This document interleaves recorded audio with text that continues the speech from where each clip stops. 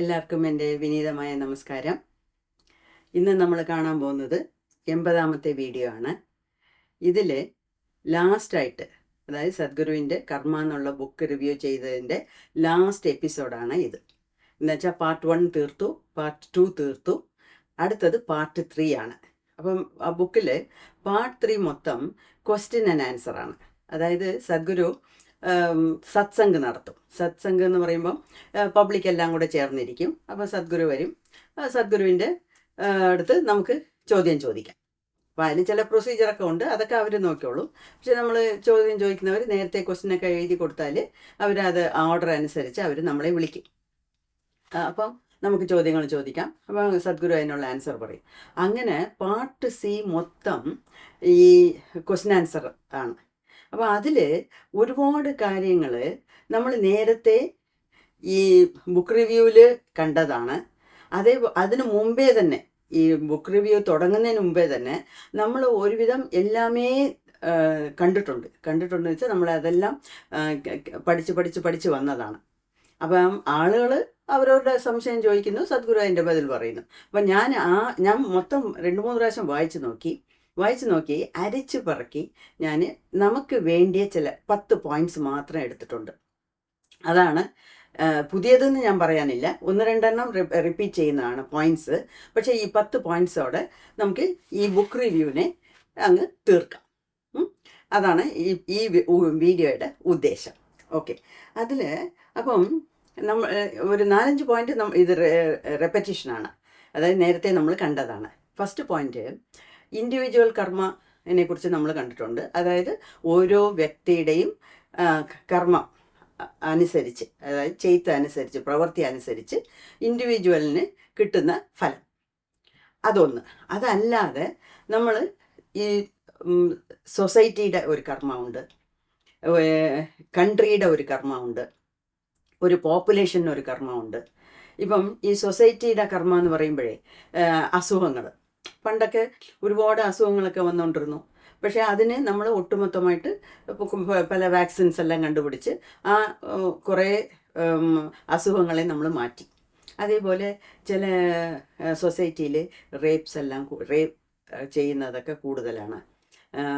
അങ്ങനെയൊക്കെ ചില നെഗറ്റീവായിട്ടുള്ള ആൻറ്റി സോഷ്യൽ ആക്ടിവിറ്റീസ് കൂടുതലുള്ള സ്ഥലങ്ങളൊക്കെ ഉണ്ട്. അപ്പോൾ അതൊക്കെ ആ സൊസൈറ്റിയുടെ കർമ്മമാണ്.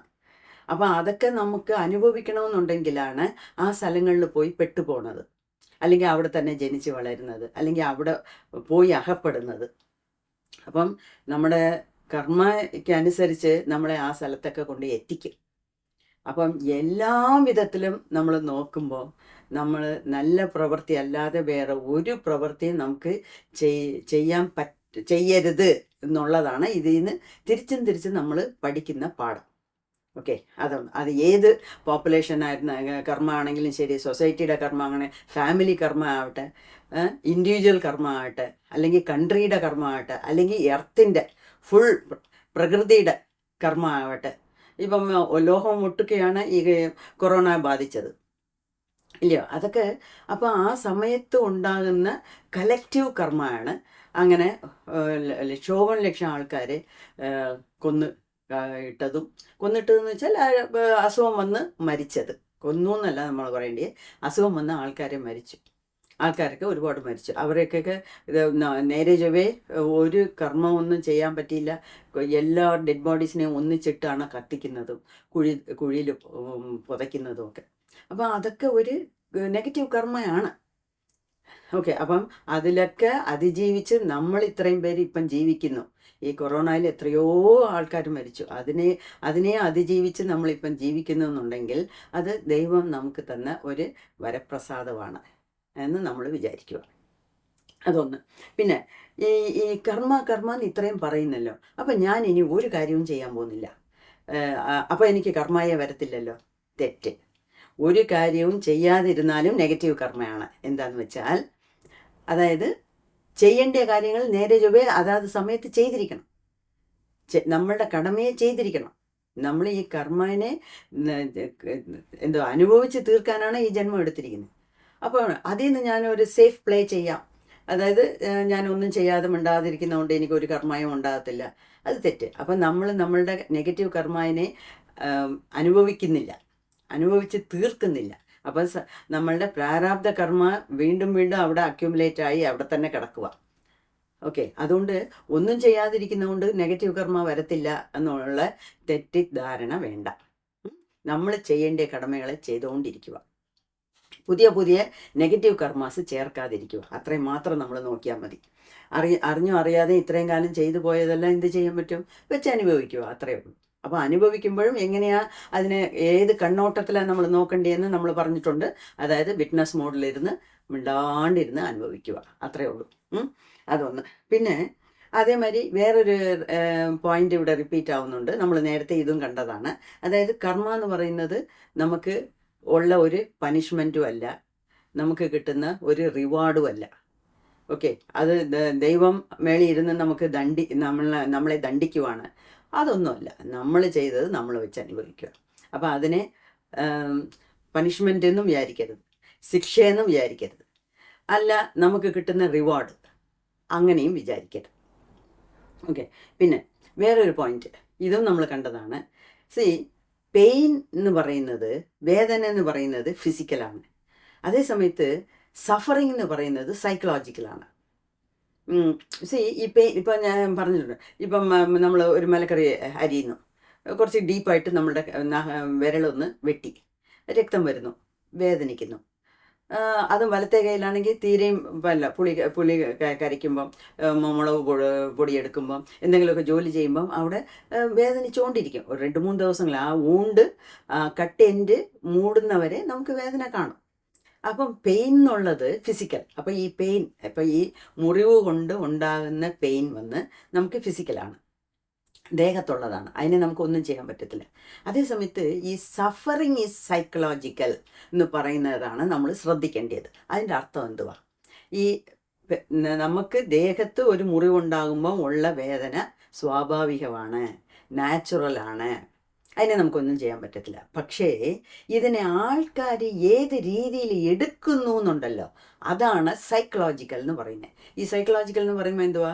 അവനവൻ്റെ മനസ്സിൽ അതിനെക്കുറിച്ച് നമ്മൾ എന്ത് ചിന്തിക്കുന്നു. അതായത് എൻ്റെ കൈ മുറിഞ്ഞേ, എൻ്റെ കൈ വേദനിക്കുന്നേ. ചിലരുണ്ട് ഭയങ്കര ഫസ്സിയാണ്. ഫസ്സി എന്ന് വെച്ചാലേ ഒരു ചെറിയ കാര്യത്തിന് എനിക്ക് 2 ദിവസം ഇനി ഒന്നും ചെയ്യാൻ പറ്റില്ല, എനിക്ക് അനങ്ങാൻ പറ്റില്ല, ഒന്നും ചെയ്യാനില്ല, അങ്ങനെയൊക്കെ അതിനെ ഊതിപ്പെരിപ്പിക്കുക, അതിനെ സദാസർവകാലം പറഞ്ഞുകൊണ്ടിരിക്കുക. ഞാനൊക്കെ ആണെങ്കിൽ കൈ മുറിഞ്ഞോ ഞാൻ തുണി പോയാലും വെച്ച് കേട്ടത്തില്ല. ചിലപ്പോൾ ഹാൻഡി പ്ലാസ്റ്റ് ഉണ്ടെങ്കിൽ ഉണ്ട്, ഇല്ലെങ്കിൽ ഇല്ല. അത് ഇറുക്കി ഇങ്ങനെ മുറുക്കി പിടിക്കും ആ രക്തം നിൽക്കുന്നവരെ. രക്തം നിന്നാൽ പിന്നെ അതങ്ങ് പോകും, അത്രയേ ഉള്ളൂ. അതോടങ്ങ് തള്ളിക്കളയണം അതിനെ. അല്ലെങ്കിൽ ഈ സഫറിങ് ഈസ് സൈക്കോളജിക്കൽ എന്ന് പറയുന്നതാണ്, എനിക്ക് കൈ മുറിഞ്ഞു വേദനിക്കുന്നു, നീർന്നു. അത് ഒരു ദിവസമല്ല, 4 ദിവസം പറഞ്ഞുകൊണ്ടിരിക്കും. അത് തെറ്റ്. ഏത് കാര്യത്തിലുമേ ശരി. തലവേദന എടുത്തെങ്കിൽ അതിനുള്ള ഒരു പോംവഴി കണ്ടുപിടിക്കുക, ബുദ്ധിപൂർവ്വം ആലോചിച്ച് അതിൻ്റെ പോംവഴി കണ്ടുപിടിച്ചിട്ട് മിണ്ടാതിരിക്കുക.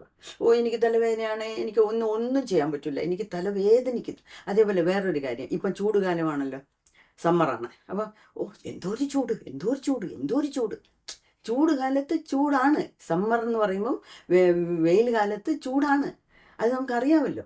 അപ്പോൾ അതിനുള്ള ഒരു പോംവഴി കണ്ടുപിടിക്കണമെന്നല്ലാതെ ചൂട് എന്ന് പറഞ്ഞുകൊണ്ടിരിക്കും. അതിൻ്റെ അർത്ഥമാണ് ഈ സഫറിങ് ഈസ് സൈക്കോളജിക്കൽ എന്ന് പറയുന്നത്. അപ്പം ഈ സൈക്കോളജിക്കലായിട്ട് നമ്മൾ സഫർ ചെയ്യാൻ പാടില്ല, അതും നെഗറ്റീവ് കർമ്മയിൽ കൊണ്ടുവിടും. ഓക്കെ, പെയിൻ ഉണ്ടെങ്കിൽ ഉണ്ട്, അത് അനുഭവിക്കുക, അതോടെ ശരി. ക്രമേണ മാറും. വലിയ ഓപ്പറേഷനൊക്കെ ചെയ്യുന്നവർ കൂടെ ഇപ്പോഴൊക്കെ മെഡിക്കൽ അഡ്വാൻസ്മെൻറ്റിൽ 4 ദിവസം 2 ദിവസം 3 ദിവസമൊക്കെ കഴിയുമ്പോഴത്തേക്ക് മേജർ ഓപ്പറേഷൻ ചെയ്തവരൊക്കെ തന്നെ ഹോസ്പിറ്റലിൽ നിന്ന് ഡിസ്ചാർജ് ചെയ്ത് വിടുന്നുണ്ട്, നല്ല ഹീലും ആവുന്നുണ്ട്. എന്നുവെച്ചാൽ മെഡിസിൻസൊക്കെ അത്രയും പവർഫുള്ളാണ്. പണ്ടത്തെ പോലെ അവിടെ പുണ്ണ് വന്ന് പസ് വെച്ച് ഇൻഫെക്ഷനായി അതുകൊണ്ട് മരിക്കുന്ന ആൾക്കാർ പണ്ടൊക്കെ അങ്ങനെയൊക്കെ ഉണ്ടായിരുന്നു. ഇപ്പം അതൊന്നും ഇല്ലവേ ഇല്ല. അപ്പം അതിന് ഒരു വേദന വന്നാൽ വേദനയായിട്ട് കണ്ട് അതിനെ വിട്ടേക്കണം. അതിനെ വെച്ച് ഇങ്ങനെ പറഞ്ഞ് ഊതിപ്പെരിപ്പിച്ചുകൊണ്ടിരിക്കരുത്. That will lead to negative karma. അതിനാണ് ഈ കോണ്ടെക്സ്റ്റിൽ പറയുന്നത്.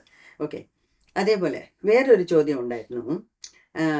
എന്തുവാ, സദ്ഗുരുവിൻ്റെ അടുത്ത് ഒരാൾ ചോദിച്ചാണ്, ഈ അനിമൽസിന് കർമ്മമുണ്ടോ?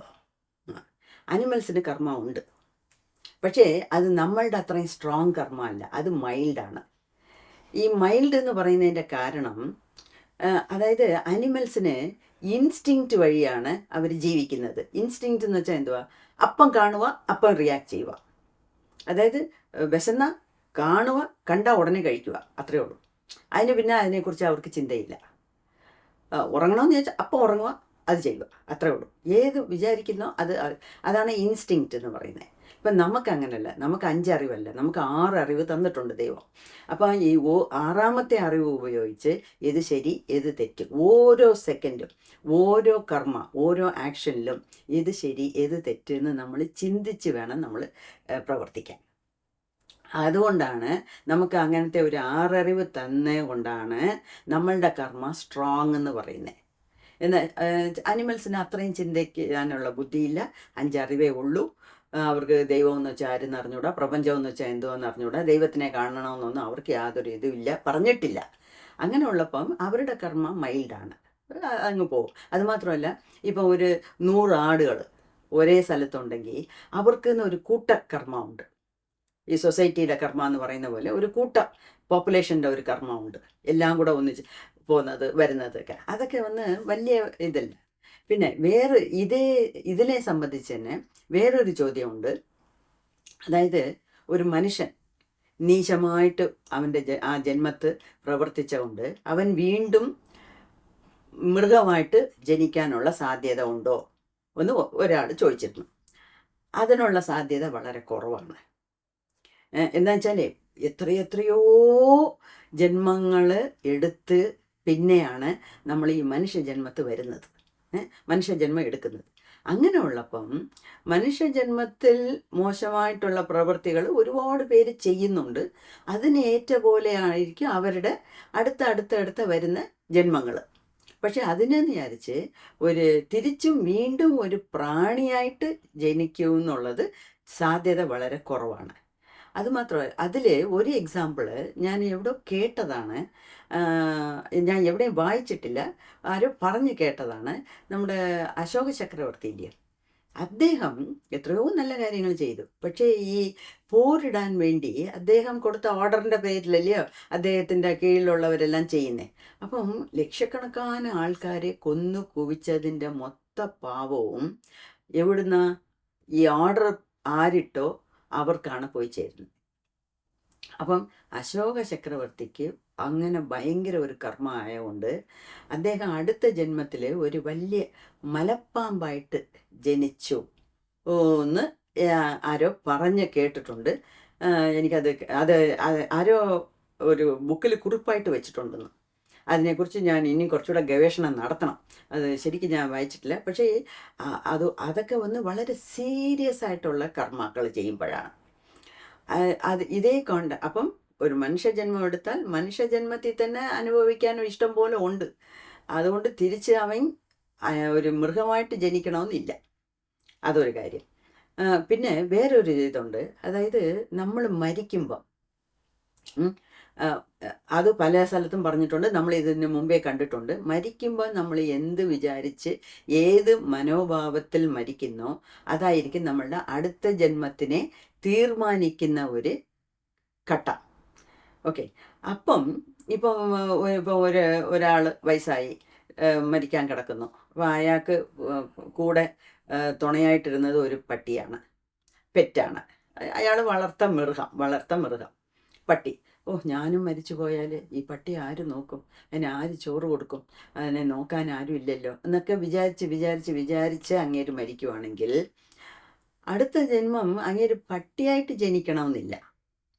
പക്ഷേ ആ ഒരു സാഹചര്യത്തിൽ പെടുന്ന പോലെ ഒരു മനുഷ്യജന്മമായിരിക്കും എടുക്കുന്നത്. ചിലപ്പോൾ ഒരു 100 പട്ടികളെ വളർത്തുന്ന ഒരു യജമാനനായിട്ടോ അങ്ങനെ എന്തെങ്കിലും. അതായത് ആ റിലേഷൻഷിപ്പ് ക്ലോസ് ആയിട്ട് തുടർന്ന് വരും.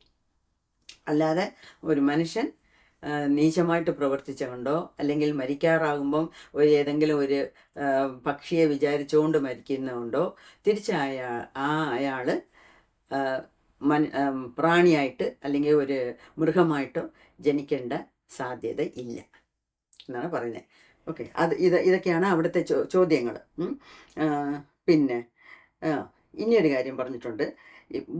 ബുദ്ധൻ, ഗൗതമ ബുദ്ധ ധ്യാനിച്ച് അദ്ദേഹത്തിൻ്റെ പഴയ ജന്മങ്ങളെല്ലാം കണ്ടു. ഞാനിവിടെ വായിച്ചതാണ്. ഒരു ജന്മത്തെ അദ്ദേഹം മുയലായിട്ടിരുന്നു, ഒരു ജന്മത്തെ ആടായിട്ടിരുന്നു എന്നൊക്കെ പറഞ്ഞിട്ടുണ്ട്. അപ്പം അതൊക്കെ അദ്ദേഹത്തിൻ്റെ ഈ ദൃഷ്ടി കൊണ്ട്, ഈ ആജ്ഞാചക്ര മൂന്നാമത്തെ കണ്ണ്, നെറ്റിക്കണ്ണ് തുറക്കുന്ന കൊണ്ടുള്ള ഇതാണ്. പഴയ ജന്മങ്ങൾ എത്ര ജന്മം എടുത്തിട്ടുണ്ടോ അത്ര ജന്മം അദ്ദേഹം കണ്ടിട്ടുണ്ട്. അത് നമുക്കും സാധിക്കും. പക്ഷേ അതിന് ഒറ്റ മാർഗ്ഗമേ ഉള്ളൂ, ഡീപ്പ് മെഡിറ്റേഷൻ. വർഷങ്ങളായിട്ട് നമ്മൾ മെഡിറ്റേറ്റ് ചെയ്ത് ഈ നെറ്റിക്കണ്ണ് ആക്ടിവേറ്റ് ആയാൽ നമുക്കും കാണാൻ പറ്റും. നമ്മുടെ പഴയ ജന്മങ്ങളൊക്കെ എന്തുവാണെന്നും അറിയാൻ പറ്റും. ഇനി വരാൻ പോകുന്ന ജന്മങ്ങളും എന്തുവാന്നൊക്കെ നമുക്ക് അറിയാൻ പറ്റും. പറയേണ്ട കാര്യമില്ല ആരുടെ അടുത്തും, നമുക്ക് തന്നെ സ്വയമായിട്ട് മനസ്സിലാക്കിയെടുക്കാൻ പറ്റും. അത് എന്തുകൊണ്ടെന്ന് വെച്ചാൽ ബുദ്ധർക്ക് എല്ലാ ജന്മത്തിനെ കുറിച്ചും അറിയാൻ സാധിച്ചത് എന്തുകൊണ്ടെന്ന് വെച്ചാൽ അദ്ദേഹം ഉള്ളിലോട്ട് തിരിഞ്ഞു നോക്കി, വെളിയിലോട്ടല്ല. നമ്മൾ തേടുന്ന പോലെ ഏത് അമ്പലത്തിൽ പോകാം, എവിടെ ക്ഷേത്രാടനം ചെയ്യാം, ആര് നല്ല പ്രഭാഷണം ഭഗവത്ഗീതയെക്കുറിച്ച് പറയുന്നു, അത് ഇനിഷ്യൽ സ്റ്റേജിലാണ്. പിന്നെ നമ്മൾ ഉള്ളിലോട്ട് ധാരണ, ഈ അഷ്ടാംഗ യോഗത്തിൽ പറഞ്ഞ പോലെ ഈ ഉള്ളിലോട്ട് നോക്കുക, അതാണ് നമുക്ക് ഇങ്ങനത്തെ കപ്പാസിറ്റി, ഇങ്ങനത്തെ കഴിവുകളെ നേടിത്തരുന്നത്. അത് ഒരാൾ ചോദ്യം ചോദിച്ചതിൽ പറഞ്ഞതാണ്. അതുമാത്രമല്ല, വേറൊരു ചോദ്യം. ഈ 10 പോയിന്റ്സ്, ഞാൻ 10 പോയിന്റ്സ് എഴുതി വെച്ചിരിക്കുന്നത്, ഇത് കണക്റ്റഡ് അല്ല. എന്ന് വെച്ചാൽ ഓരോ ആൾ ഓരോ ചോദ്യം അവരവർക്ക് മനസ്സിൽ തോന്നുന്ന ഡൗട്ട്സാണ് ചോദിക്കുന്നത്. അപ്പം ഇതും കൂടെ പറയുമ്പോഴേ നമ്മുടെ ബുക്ക് റിവ്യൂ കംപ്ലീറ്റ് ആകത്തുള്ളൂ. അപ്പം 1-2 പേര് ചോദിച്ചു എൻ്റെ അടുത്ത്, ഈ ബുക്ക് റിവ്യൂ ഇത്രയും ഡീറ്റെയിൽ ആയിട്ട് ചെയ്യുന്ന എന്തിനാ, അങ്ങനെ പറഞ്ഞിട്ട് പോയാൽ മതിയോ? എനിക്കതിലൂടെ യോജിപ്പില്ല. എന്നുവെച്ചാലേ ഈ തൊട്ടും തൊടാതെയും അങ്ങനെ പറഞ്ഞുകൊണ്ട് പോകുന്നതിൽ അർത്ഥമില്ല. അപ്പം എൻ്റെ കാഴ്ചപ്പാട് എന്തുവെന്ന് വെച്ചാൽ, ഈ കർമ്മ എന്നുള്ള ബുക്കിൽ ഞാനും കുറച്ചൊക്കെ വിട്ടിട്ടുണ്ട്. ഞാൻ കുറേയല്ല, കുറച്ചൊക്കെ വിട്ടിട്ടുണ്ട്. അതായത് ഡീപ്പായിട്ട് പോകുമ്പം നമുക്കതിനെ മലയാളത്തിലൊക്കെ ട്രാൻസ്ലേറ്റ് ചെയ്ത് പറയാനൊക്കെ കുറച്ച് ബുദ്ധിമുട്ടാണ്. അവന് അങ്ങനെ ചില കാര്യങ്ങളൊക്കെ ഞാൻ വിട്ടിട്ടുണ്ട് എന്നല്ലാതെ ഒരു 95% ഞാൻ എല്ലാം പറഞ്ഞിട്ടുണ്ട്. എന്തുകൊണ്ടാണെന്ന് വെച്ചാൽ, നാളെ നിങ്ങൾക്ക് ഈ കർമ്മ എന്നുള്ള ബുക്ക് പഠിക്കേണ്ട ആവശ്യമേ വരരുത്. അങ്ങനത്തെ രീതിയിലാണ് ഞാനൊരു ബുക്ക് റിവ്യൂ ചെയ്യുന്നത്. അതുകൊണ്ടാണ് ഡീറ്റെയിൽ ആയിട്ട് പറഞ്ഞിട്ടുള്ളത്. അത് നമ്മൾ ക്ഷമയോട്, അറിയണമെന്ന് ആഗ്രഹമുള്ളവർ ക്ഷമയോട് നോക്കിയേ കേട്ടേ പറ്റത്തുള്ളൂ. ഞാൻ ചില വീഡിയോസൊക്കെ കേട്ടിട്ടുണ്ട്, 2.5 മണിക്കൂർ, 2.25 മണിക്കൂർ. എന്നുവെച്ചാൽ നമ്മുടെ ടോപ്പിക്സൊക്കെ അങ്ങനത്തെയാണ്. How to make a soup, അല്ലെങ്കിൽ ടൊമാറ്റോ സൂപ്പ് എങ്ങനെ ഉണ്ടാക്കുന്നത്, അല്ലെങ്കിൽ ഈ മെഴുക്കുവരട്ടി എങ്ങനെ ഉണ്ടാക്കുന്നത്, അങ്ങനത്തെ ടോപ്പിക്കല്ല നമ്മൾ ഡീൽ ചെയ്യുന്നത്. നമുക്ക് ലൈഫിൽ പഠിക്കാനുള്ള പാഠങ്ങളാണ് ഇതൊക്കെ. അപ്പം ഞാനതിനെ അതിൻ്റെതായ ഗൗരവത്തിൽ കണ്ടുകൊണ്ടാണ് ഇത്രയൊക്കെ നമ്മൾ ചെയ്യുന്നത്. എനിക്ക് ഭയങ്കര സന്തോഷമുണ്ട്, നിങ്ങളും എൻ്റെ കൂടെ നിൽക്കുന്നുണ്ട്, അതെല്ലാം കേൾക്കുന്നുണ്ട്, എൻ്റെ കമൻസ് തരുന്നുണ്ട്, ചോദ്യങ്ങൾ ചോദിക്കുന്നുണ്ട്. അതെല്ലാം കൊണ്ടും എനിക്ക് വളരെ തൃപ്തിയാണ്. ഓക്കെ, അത് നമ്മൾ കണ്ടിന്യൂ ചെയ്യുക. അപ്പം ഇനിയൊരാളുടെ ചോദ്യമാണ്, ഈ നമ്മുടെ ഒരാളിൻ്റെ വ്യക്തിത്വം, പേഴ്സണാലിറ്റി എന്ന് പറയുന്നത് എങ്ങനെ ഉണ്ടാകുന്നു? അത് നമുക്കറിയാം. നമ്മുടെ അമ്മയുടെയും അച്ഛൻ്റെയും സ്വഭാവം, നമ്മുടെ അമ്മൂമ്മയുടെ അപ്പൂപ്പൻ്റെ അതിൻ്റെ തലമുറ പഴയ ആൾക്കാരുടെയൊക്കെ സ്വഭാവങ്ങളാണ് നമ്മൾ ജീൻസ് വഴിയാണ് വരുന്നത്. അപ്പോൾ ഒരാളിൻ്റെ പേഴ്സണാലിറ്റി എന്ന് പറയുമ്പം അത് പാസ്റ്റ് ലൈഫിൻ്റെ പ്രൊജക്ഷനാണ്. പാസ്റ്റ് ലൈഫിൻ്റെ പ്രൊജക്ഷൻ എന്ന് വെച്ചാൽ കഴിഞ്ഞ ജന്മം എങ്ങനെ ഉണ്ടായിരുന്നു, അതിൻ്റെ മുമ്പത്തെ ജന്മം എങ്ങനെ ഉണ്ടായിരുന്നു, അതിൻ്റെ വാസനയാണ് നമ്മളുടെ ഇന്നത്തെ പേഴ്സണാലിറ്റി എന്ന് പറഞ്ഞിട്ടുണ്ട് സദ്ഗുരു. അതൊരു ഉത്തരവായിട്ടാണ് സദ്ഗുരു തരുന്നത്. അത് ഞാനും പല സ്ഥലങ്ങളിൽ പഠിച്ചിട്ടുണ്ട്. അതായത് ഇതൊക്കെ കഴിയുമ്പോഴേ ഞാൻ ഈ മരണം, നിയർ ഡെത്ത് എക്സ്പീരിയൻസ്, ജസ്റ്റ് മരിക്കുന്നതിന് മുമ്പേ ഉള്ള എക്സ്പീരിയൻസ്, അങ്ങനെ ഒരു 7-8 ബുക്സ് എൻ്റെ കയ്യിലുണ്ട്. അതെല്ലാമേ ഞാൻ വായിച്ചിട്ടുണ്ട്. അതൊക്കെ ഞാൻ ബുക്ക് റിവ്യൂ ആയിട്ട് ചെയ്യാം. അതൊക്കെ ഭയങ്കര ഇൻട്രസ്റ്റാണ്. അപ്പം ഒരാളിന് എവിടോ ഇങ്ങനെ ഒരു കട്ട് ഉണ്ടായി. അത് എങ്ങനെ കട്ടുണ്ടായെന്ന് വെച്ചാൽ പുറത്ത് മുതുകത്താണോ എങ്ങാണ്ട്. കഴിഞ്ഞ ജന്മം അങ്ങേര് സോൾജറായിട്ടിരുന്ന് അവിടെ വെട്ടുകൊണ്ടതാണ്. ആ വെട്ടിൻ്റെ കട്ട് ഈ ജന്മത്ത് ദേഹത്തുണ്ട്. അപ്പം ഇന്നത്തെ പേഴ്സണാലിറ്റി നമ്മുടെ പഴയ ജന്മത്തെ പ്രൊജക്ഷൻ എന്ന് വെച്ചാൽ പഴയ ജന്മങ്ങളുടെ ഒരു കലവയാണ് ഇപ്പം നമ്മൾ ഇങ്ങനെ ഇരിക്കുന്നത്. അതൊന്നും ഞാൻ പറഞ്ഞിട്ടുണ്ട്. ഇപ്പം എന്നെ കാണുമ്പം എൻ്റെ കൂടെ അടുക്കുമ്പം ആൾക്കാർ പറയും, നിങ്ങൾ എത്ര ഡൗൺ ടു എർത്ത് സിമ്പിളാണ്, എത്ര സോഫ്റ്റാണ്. പക്ഷേ എന്നെ ഒറ്റ നോട്ടത്തിൽ കാണുമ്പം എന്നെ അങ്ങനെ സിമ്പിളാന്ന് ആരുവേ പറയത്തില്ല. വലിയ ഗൗരവതയാണ്, ഹെഡ് വെയ്റ്റ് ആണ്, അങ്ങനെയൊക്കെയാണ് ആളുകൾ ആദ്യം ധരിക്കുന്നത്. പിന്നെ എൻ്റെ അടുത്ത് വരുമ്പോഴായിരിക്കും പറയുന്നത്. അപ്പോൾ ഞാനിങ്ങനെ ആലോചിച്ചു, എൻ്റെ മെഡിറ്റേഷനിൽ ഞാൻ ഇങ്ങനെ ചിന്തിച്ച് നോക്കി. മെഡിറ്റേഷൻ ഇരിക്കുന്നതിന് മുമ്പേ പല സങ്കല്പങ്ങൾ ചെയ്യും നമ്മൾ. എനിക്ക് എൻ്റെ ഇത് എന്താ എൻ്റെ ബോഡി ലാംഗ്വേജ് ഇത്ര സ്റ്റിഫാകുന്നേ എന്നൊക്കെ. മനസ്സ് ഇത്രയും സോഫ്റ്റാണ്, പക്ഷേ ബോഡി ലാംഗ്വേജ് എന്താ ഇത്ര സ്റ്റിഫാകുന്നതെന്നൊക്കെ ഞാൻ വിചാരിക്കുമ്പം എനിക്ക് ഒരു തോന്നി, കഴിഞ്ഞതിൻ്റെയോ ഏതോ ഒരു ജന്മത്ത് ഞാൻ എവിടോ ഒരു ആർമി ഓഫീസറായിട്ടിരുന്നിട്ടുണ്ട്. അതുകൊണ്ടാണ് ഇപ്പോഴും ആ ഒരു അടുക്കും ചിട്ടയും സ്ട്രിക്ട്നെസ്സും അങ്ങനെയൊക്കെ ഉള്ള ഒരു ഗുണം എൻ്റെ ജന്മനാ ഉള്ളത്. അപ്പം അതും ഒരു പോയിൻ്റാണ് നമ്മൾ. അപ്പോൾ പാസ്റ്റ് ജന്മത്ത് നമ്മൾ എങ്ങനെയൊക്കെ ഇരുന്നോ അതിൻ്റെ ഒരു റിഫ്ലക്ഷനാണ് ഇപ്പം നമ്മൾ പേഴ്സണാലിറ്റി ആയിട്ട് കാണുന്നത്. അതൊരു കാര്യം. പിന്നെ വേറൊരു ചോദ്യത്തിന്, അതായത് എൻലൈറ്റൻഡ് മാസ്റ്റേഴ്സ് എന്ന് വെച്ചാൽ ഈ ഗൗതമ ബുദ്ധ, ജീസസ് ക്രൈസ്റ്റ്, അങ്ങനെയുള്ള ജ്ഞാനികൾക്ക് കർമ്മമുണ്ടോ? ഇല്ല. ഒരാൾ എപ്പോൾ എൻലൈറ്റൻഡ് ആകുന്നു, ഇപ്പം നമ്മൾ അതിനെ നോക്കിയാണ് യാത്ര ചെയ്യുന്നത്. അതുകൊണ്ടാണ് ഞാൻ വീണ്ടും പറയുന്നത്. അപ്പം നമ്മൾ എല്ലാവരും ഈ കൈലാഷ് ചാനലിൽ ഉള്ളവരെല്ലാവരും നമ്മൾ ഒന്നിച്ച് യാത്ര ചെയ്യുന്നത് നമ്മൾക്ക് എൻലൈറ്റൻമെൻറ്റ് വേണം, അല്ലെങ്കിൽ മുക്തി കിട്ടണം എന്നുള്ള ഒറ്റ ചിന്തയിലാണ് നമ്മൾ മുന്നോട്ട് പോകുന്നത്. അങ്ങനെ ഉള്ളപ്പം നമുക്ക് എപ്പം മുക്തി കിട്ടും? നാളെ കിട്ടുമോ, മറ്റന്നാൾ കിട്ടുമോ, അല്ലെങ്കിൽ ഈ ജന്മത്ത് കിട്ടുമോ, ഇനി 4 ജന്മം എടുത്ത് കിട്ടുമോ, നമുക്കൊന്നും പറയാനൊക്കത്തില്ല. അതിൻ്റെ അളവ് അത് എങ്ങനെ പറയാമെന്ന് വെച്ചാൽ, നമ്മുടെ സഞ്ചിത കർമ്മ മൊത്തം തീരണം. പ്രാരാബ്ധ കർമ്മ അല്ല. പ്രാരാബ്ധ കർമ്മ എന്ന് പറയുന്നത് ഈ ജന്മത്തേക്കുള്ളത്. സഞ്ചിത കർമ്മ, സഞ്ചിയിലുള്ള സകല കർമ്മയും എടുത്ത് തീർത്തേ പിന്നീട് നമുക്ക് മുക്തി കിട്ടത്തുള്ളൂ. അന്ന് വിചാരിച്ച് മുക്തി കിട്ടുന്നതിന് 2-3 ജന്മമാകും, പിന്നെ ഞാൻ എന്തിനാ ഇപ്പോഴേ പാടുപെടുന്നത്, ഇപ്പോഴെങ്കിലും നമുക്ക് ജോളിയായിട്ടിരിക്കാം. ജോളിയായിട്ടിരുന്നോളൂ, ജീവിതത്തിനെ എൻജോയ് ചെയ്യൂ. ജോളിയായിട്ടിരിക്കുന്നതുകൊണ്ടോ എൻജോയ് ചെയ്യുന്നതുകൊണ്ടോ നമുക്ക് സ്പിരിച്വാലിറ്റിയിൽ വരരുതെന്ന് ഒന്നും പറഞ്ഞിട്ടില്ല. എൻ്റെ അടുത്ത് ചോദിച്ചിട്ടുണ്ട്, സ്പിരിച്വാലിറ്റിയെക്കുറിച്ച് സംസാരിക്കുമ്പോൾ ഈ ലിപ്സ്റ്റിക് എന്തിനാ? ഞാൻ ലിപ്സ്റ്റിക് ഇടുന്നത് വേറൊന്നും കൊണ്ടല്ല. നമ്മൾ 4 പേര് നമ്മളെ വീഡിയോയിൽ കാണുന്നു, ഒരു സോഷ്യൽ മീഡിയയിൽ നമ്മൾ ചെയ്യുമ്പം അതിൻ്റെതായ ഉത്തരവാദിത്വമുണ്ട്. എനിക്കെന്താ പിന്നെ ഹൗസ് കോട്ട് ഇട്ടുകൊണ്ട് അങ്ങ് ഇരുന്നാൽ പോരെ? വീട്ടിൽ ഇരിക്കുന്ന പോലെ കാഷ്വലായിട്ട് ഇരിക്കാം. അതല്ല, വീട്ടിൽ ഇരിക്കുന്നത് വേറെ, വെളിയിൽ 4 പേരുടെ മുമ്പിൽ ഇരിക്കുമ്പോൾ പ്രസൻറ്റബിളായിട്ടിരിക്കണം. 4 പേര് നമ്മൾ വീഡിയോയിൽ കാണുമ്പം അവർക്കും കാണാൻ തോന്നണം എന്ന് വിചാരിച്ചാണ്. അതുപോലെയാണ് ഞാൻ പറഞ്ഞത്, സ്പിരിച്വാലിറ്റിക്ക് പണം വേണോ? പണം വേണം. സൗന്ദര്യം വേണോ? സൗന്ദര്യം വേണം. മേക്കപ്പ് വേണോ? മേക്കപ്പ് വേണം. നല്ല ഡ്രസ്സ് വേണോ? വേണം. ഇതിനും ഒന്നും സ്പിരിച്വാലിറ്റിക്ക് യാതൊരു സംബന്ധവുമില്ല. ഓക്കെ, ഞാൻ ചുമ്മാ അങ്ങനെ ഇതൊക്കെ സംസാരിച്ച് വരുമ്പോൾ അങ്ങനെ പറയുന്നതേ ഉള്ളൂ. അപ്പം എൻലൈറ്റൻഡ് പീപ്പിളിന് കർമ്മ ഇല്ല. അതേ സമയത്ത് നമുക്ക് സാധാരണപ്പെട്ട ആൾക്കാർക്ക് ഇനിയും കർമ്മ തീർന്നിട്ടില്ല എന്നുള്ളതാണ് അതിൻ്റെ അർത്ഥം നമ്മൾ മനസ്സിലാക്കി എടുക്കേണ്ടത്.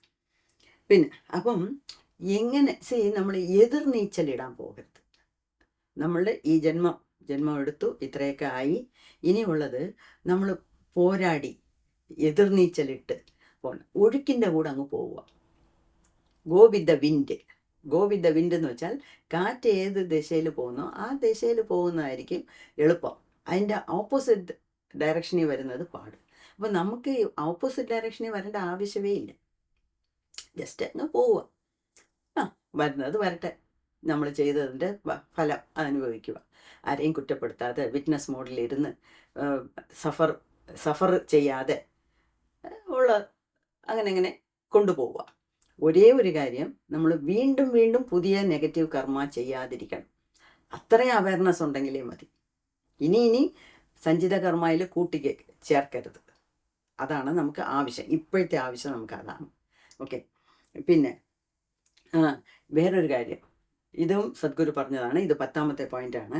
അതായത് നമ്മൾ എൻലൈറ്റൻമെൻ്റ് ആൾക്കാർക്ക് കർമ്മ ഇല്ല. അപ്പോൾ എനിക്കും എൻ്റെ കർമ്മയൊക്കെ തീർക്കണം, അപ്പോഴല്ലേ എനിക്ക് എൻലൈറ്റൻഡ് ആകാനൊക്കത്തുള്ളൂ എന്ന് നമുക്ക് ആഗ്രഹിക്കാം. അതിനുവേണ്ടി ശ്രമിക്കണം. ഓരോ മനുഷ്യൻ്റെയും അൾട്ടിമേറ്റ് എയിം എന്ന് പറയുന്നത് നമ്മളുടെ ആത്മാവിനെ കണ്ടറിയുന്നതെന്നാണ്. ഉള്ളിലോട്ട് നോക്കുക, നമ്മുടെ ആത്മാവിനെ ഐഡൻറ്റിഫൈ ചെയ്യുക, നമ്മുടെ ആത്മാവിലോട്ട് ലയിച്ചിരിക്കുക. അതാണ് നമ്മളുടെ അൾട്ടിമേറ്റ് എയിം. അതിനു വേണ്ടി എനിക്ക് കർമ്മ കുറയണം എന്ന് പറഞ്ഞുകൊണ്ടിരുന്നാൽ അതും നെഗറ്റീവ് കർമ്മനെ കൂട്ടും. ഓക്കെ. അതുകൊണ്ട് എല്ലാം ഒരു മീഡിയാക്കറായിട്ട് അങ്ങനെ ബാലൻസ് ചെയ്ത് എല്ലാ രീതിയിലും നമ്മൾ കെയർഫുള്ളായിട്ടിരുന്നാൽ അതായിരിക്കും നമുക്ക് കുറച്ചും കൂടെ നല്ലത്. അപ്പം ഇത്രയും കാര്യങ്ങളാണ് ഈ ക്വസ്റ്റ്യൻ ആൻസറിൽ പറഞ്ഞിട്ടുള്ളത്. ബാക്കിയൊക്കെ അതേ റെപ്പറ്റീഷനാണ്. അതുകൊണ്ട് എല്ലാം കൂടെ പറയണ്ടെന്ന് വിചാരിച്ചു.